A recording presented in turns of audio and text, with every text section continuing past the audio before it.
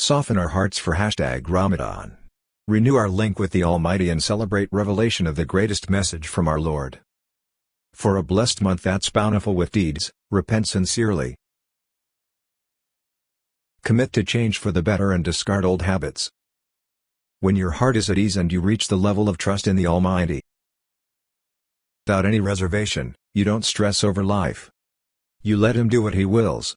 If He opens a door for you, thank Him. If it doesn't open, you still thank Him. That's the beauty of complete trust.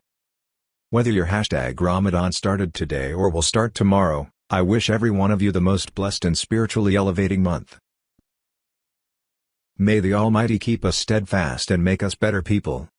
Today, it's just so easy to take pictures of all the good things going on in your life.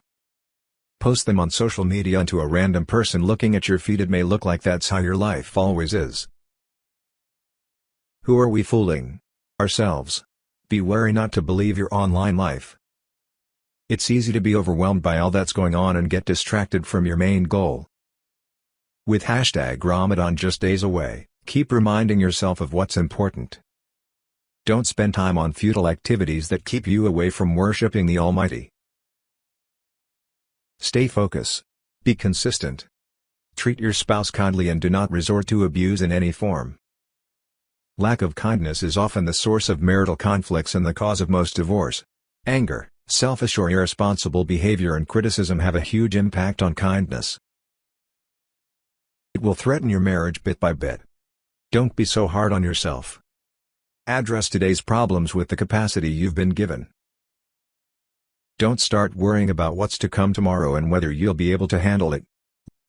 Leave that till tomorrow. Do your best. The Almighty won't burden you with more than you can bear. Social media has given haters and detractors a platform to take a swipe and abuse freely. Don't be dragged into a war of words by trying to respond to every negative comment online. You'll be playing straight into their hands. Leave it be. The Almighty knows and so do the fair-minded. Remember, no one in your life is perfect. Stop expecting them to be perfect. There's no such thing. Such people don't exist. You're setting yourself up for a huge disappointment if you expect perfection. We're all humans and we make mistakes. Accept it and you'll be a lot happier. Prayer is not about you getting something from the Almighty as and when you want it. It's more than that. The act of connecting with Him, building your relationship with Him, how you ask Him, all these play a part.